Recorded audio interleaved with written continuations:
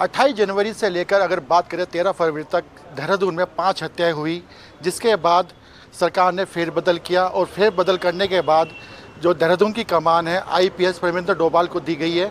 हमारे साथ में एसएसपी परमिंदर डोभाल जी हैं, उनसे बातचीत करते हैं। सबसे पहले जानकारी करेंगे कि जैसे कमान संभाली है, प्राथमिकता क्या रहेगी? आप देखिए, हमारी जो जो प्राथमिकता है, देहरादून पुलिस कई चैलेंजेस का इस समय सामना कर रही है। सबसे महत्वपूर्ण है जो सुरक्षा की भावना में लोगों में जो कमी आई है, निश्चित तौर पर उसे अप करने की ज़रूरत है और साथ में पुलिस का जो मनोबल है उसे भी अप करने की ज़रूरत है।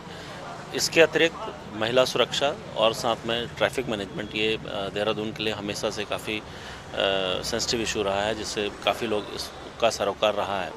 मैं कोशिश करूँगा अपने इस पुलिस बल के साथ इन सभी चैलेंजेस को निश्चित तौर पर पूरा करने की मैं कोशिश करूँगा।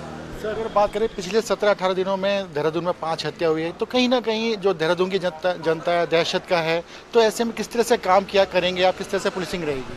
देखिए, जो मुझे अभी तक पिछले एक दिन में जो फील हुआ है, निश्चित तौर पर विजिबिलिटी एक महत्वपूर्ण इशू रहा है और पुलिस की विजिबिलिटी अगर बढ़ेगी तो लोगों में जो सुरक्षा की भावना है वो वापस आएगी और इस पे मुझे काम करने की ज़रूरत है और निश्चित तौर पे मैं और मेरी टीम इस पर काम कर रहे हैं। सर, देहरादून की अगर बात करें, ट्रैफिक और नशा सबसे ज़्यादा होता है, तो उस पर किस तरह से लगाम कसी जाएगी सर?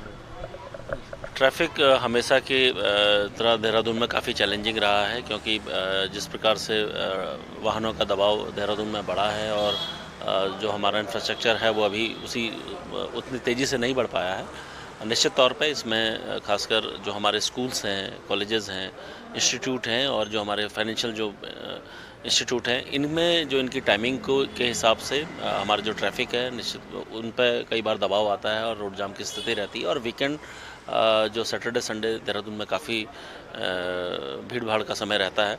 इस समय पुलिस बल के साथ साथ हमारे जो पार्किंग्स के अरेंजमेंट्स हैं उसको एक बार दोबारा से देखने की ज़रूरत है, उस पर मैं काम करूँगा। इसके साथ ही जो आपने जैसा बताया, नशा, निश्चित तौर पे देहरादून और इसके आसपास के इलाकों में जो इंस्टीट्यूट्स हैं वहाँ पर काफ़ी पहले इन संख्या में नशे का चलन भी हुआ था। निश्चित तौर पर इस पर पुलिस ने काम भी किया, कई लोग इसमें पकड़े भी गए हैं, जेल भी गए हैं। इस पे और थोड़ा वर्क करने की ज़रूरत है। इसके जो पीछे जाने की ज़रूरत है कि कौन लोग इस पे के पीछे हैं, उस पे हम लोग एक संगठित अपराध को भी इसमें उजागर करने की ज़रूरत है, उस पर हम लोग काम करेंगे। सर, शनिवार को आपने कमान संभाली देहरादून की, शाम को आपने एक बैठक भी ली। बैठक में क्या साफ तौर पर निर्देश दिए गए अधिकारियों को?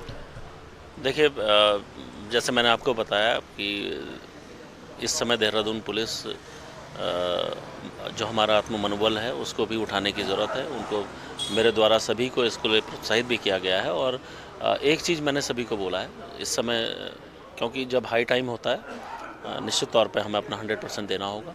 सभी लोगों को, मेरे के साथ साथ नीचे कांस्टेबल लेवल तक हम लोग 100% देंगे। इसी के लिए ये मीटिंग ली गई थी और मैं कोशिश करूँगा कि हम इस पर खरा उतरें।